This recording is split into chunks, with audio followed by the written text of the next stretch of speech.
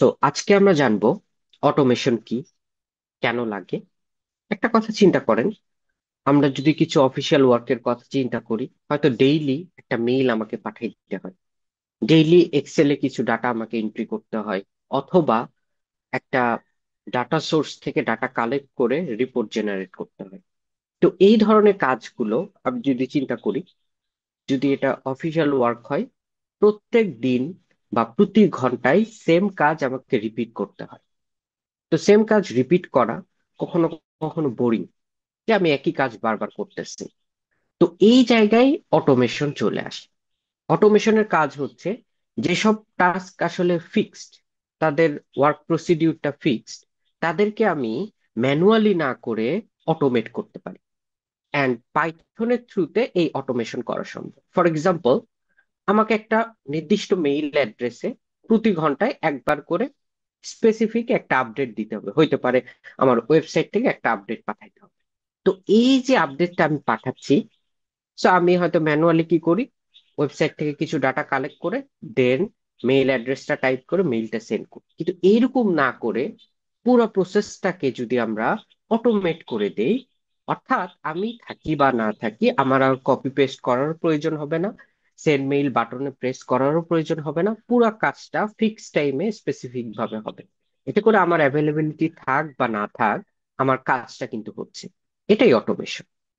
এখন আমরা এইখানে কি কি অটোমেশন টুলস শিখবো।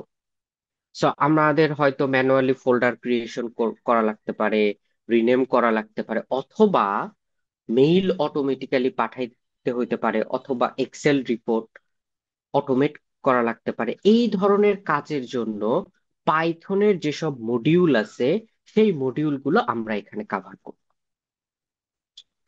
যেমন হচ্ছে ওপেন পাই এক্সেল, এটা দিয়ে আমরা কি করতে পারি, এক্সেল রিপোর্টটা অটোমেট করতে পারি।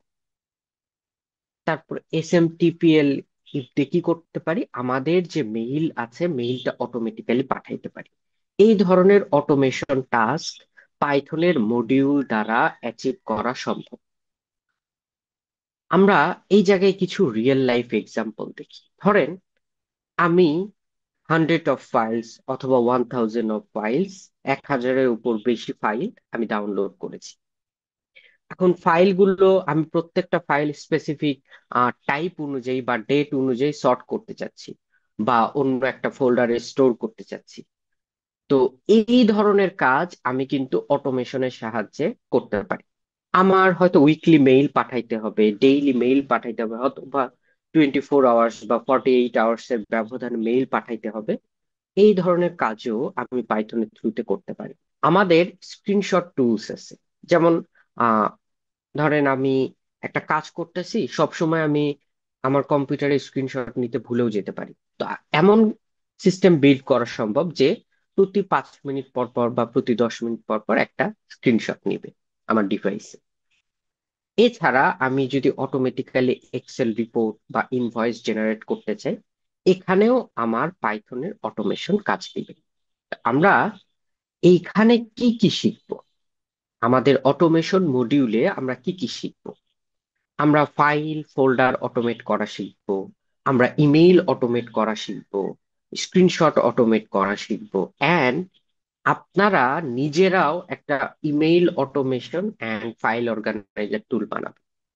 পাশাপাশি আমি কিছু দু একটা পাইথন স্ক্রিপ্টের সাহায্যে আপনাদেরকে মিনি অটোমেশন টুলসটা শিখাই দিব। সো এই টুলস বানানো সম্ভব, বা এই টুলস বানানো সম্ভব, এই জিনিসগুলো আপনারা এখানে দেখতে পারবেন। তারপরে আরেকটা পপুলার জিনিস আসে, N8N।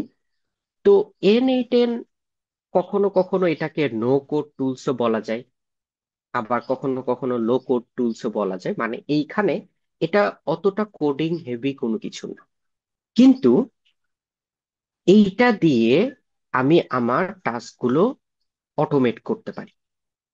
আর N8N এর সাথে আমি যখন পাইথনটা কানেক্ট করব, কখনো কখনো আরো বেশি পাওয়ারফুল টুলস হতে পারে। তো এনে টেনে আমাদের বিজনেস ডেইলি রুটিন এইসব বিভিন্ন ধরনের কাজের জন্য অলরেডি ওয়ার্কফ্লো আছে। আমি জাস্ট এটা আমার একটা এআই অ্যাসিস্ট্যান্ট বলা যেতে পারে, যে এটাকে ইউজ করে খুব সহজেই আমার পুরো ওয়ার্ক ফ্লোটা অটোমেট করতে পারি। তো দুই একটা ইউজ কেস এখানে আছে। যেমন আমি ওয়েবসাইট থেকে ডাটা কালেক্ট করব, করে সেটা হয়তো গুগল শিটে পাঠাবো। এতে করে কি হবে, আমি প্রতি ঘন্টায় ওই ওয়েবসাইটটা যদি প্রতি ঘন্টায় আপডেট হয়, প্রতি ঘন্টায় আবার গুগল শিটটা আপডেট হবে।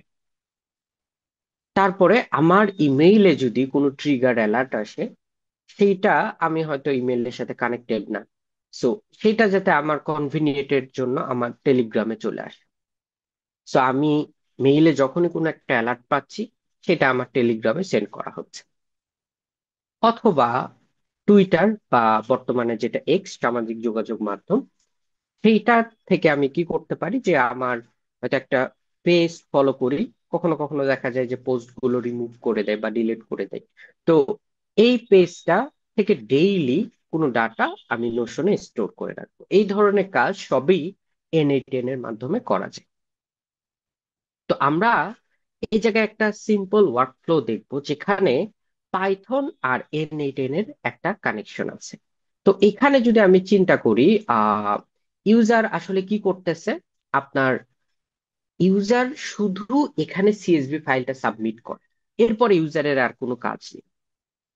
সো সে সাবমিটটা কোথায় করবে, N8N এর একটা ওয়েব হুক আছে, এখানে সাবমিট করবে। তারপরে যে কাজটা হয়, আমরা এই সিএসভি ফাইলটা N8N কোথায় পাঠায়, একটা পাইথন এপিআই পাঠায়। পাইথন ডাটা প্রসেস করতে পারে। তো এই ডাটাটা প্রসেস করে সে কি করবে, একটা জেসন সামারি পাঠাবে। এটা আমরা কার সাহায্যে করতে পারবো, ফ্লাস্ক বা ফাস্ট এপিআই। তো আমাদের এইখানে ফ্লাস্ক বা ফাস্ট এপিআই কিন্তু কভার হবে। দেন এই সামারিটা আমরা কি করব, গুগল শিটে স্টোর করব। তারপরে এই গুগল শিট থেকে আমরা বিভিন্ন ধরনের অ্যালার্ট, যদি আমি কোনো অ্যালার্মিং অ্যালার্ট পাই, সেটা আমি টেলিগ্রামে পাঠিয়ে দিব। তাহলে দেখেন, এখানে পাইথনের ইউজ কেসটা কোথায়, পাইথন আমার স্ক্রিপ্টটা প্রি প্রসেস করলো। N8N দিয়েও যদি পুরো ব্যাপারটা করা যেত, কিন্তু পাইথনের পাওয়ারফুল প্রসেসিং এর জন্য এখানে পাইথন ইউজ করার ফলে আমাদের ওয়ার্কফ্লোর যে কম্বিনেশনটা, এটা আরো বেশি স্ট্রং হয়েছে। সো আমরা N8N মডিউলে কি শিখবো, আমরা লোকালি কিভাবে এটা সেট আপ করতে হয়, তারপরে ওয়েব হুক জিনিসটা কি, কিভাবে ফ্লো তৈরি করতে হয়, পাইথনের সাহায্যে আমি কিভাবে এপিআই কানেক্ট করতে পারি, এবং বিভিন্ন ধরনের অটোমেশন টেমপ্লেটের ব্যাপারে আমরা এখানে জানবো। So thank you.